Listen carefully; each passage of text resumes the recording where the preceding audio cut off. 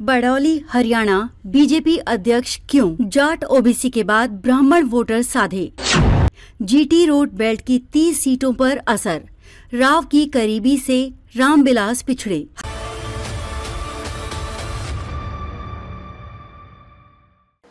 नमस्कार, मैं खुशी और आप देख रहे हैं स्वतंत्र भारत न्यूज। आइए नजर डालते हैं इस वक्त की खास खबर पर। हरियाणा में अगले 4 माह के भीतर होने वाले विधानसभा चुनाव से पहले सत्तासीन भारतीय जनता पार्टी की तरफ से बड़ा उलटफेर किया गया है। सोनीपत जिले के राय विधानसभा से एमएलए मोहन लाल बड़ौली को प्रदेशाध्यक्ष बनाया गया है। बड़ौली की ताजपोशी पूर्व मुख्यमंत्री मनोहर लाल खट्टर की पसंद से ही हुई है। पार्टी ने दिग्गज ब्राह्मण चेहरा रामविलास शर्मा को दरकिनार कर बड़ौली को प्रोजेक्ट दिया है।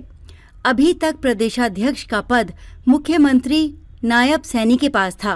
कई दिनों से प्रदेशाध्यक्ष पद को लेकर सीनियर नेताओं द्वारा लॉबिंग की जा रही थी, लेकिन आखिर में शीर्ष नेतृत्व ने मोहन लाल बड़ौली के नाम पर मोहर लगा दी। मोहन लाल बड़ौली के प्रदेशाध्यक्ष बनने के 3 अहम कारण हैं। एक, सूबे में बीजेपी के कोर वोटर्स के रूप में जाने वाला 7.5% ब्राह्मण वोट बैंक, और दूसरा पूर्व मुख्यमंत्री मनोहर लाल खट्टर की पसंद।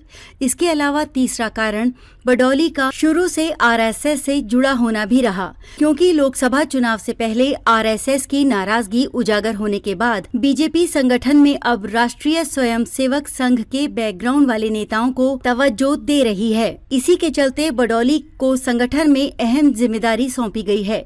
हालांकि मोहन लाल बड़ौली को पूर्व सीएम खट्टर की सिफारिश पर ही सोनीपत लोकसभा सीट से टिकट मिली थी, लेकिन लोकसभा चुनाव में वे कांग्रेस के सतपाल ब्रह्मचारी से चुनाव हार गए थे। हरियाणा में भले ही ब्राह्मण वोटर्स की संख्या 7.5% है, लेकिन ये बीजेपी का परंपरागत वोट बैंक ही रहा है। पंजाबी राजपूत के बाद ब्राह्मण ही पिछले 2 विधानसभा चुनाव में एक तरह से बीजेपी को एक तरफा बढ़त दिलाते रहे हैं। शहरी क्षेत्रों में ब्राह्मणों की संख्या काफी ज्यादा है।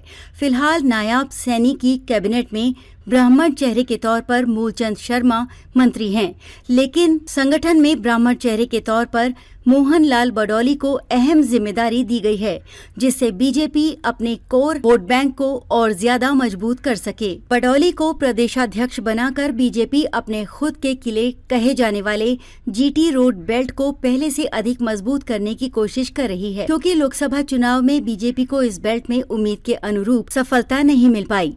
अब तक के लिए बस इतना ही। फिर होगी आपसे मुलाकात ऐसी एक और खास खबर के साथ। तब तक के लिए नमस्कार और देखते रहिए स्वतंत्र भारत न्यूज। ऐसे ही लेटेस्ट अपडेट्स के लिए हमारे चैनल स्वतंत्र भारत न्यूज को सब्सक्राइब करें और तुरंत नोटिफिकेशन पाने के लिए बेल आइकन प्रेस करना ना भूलें।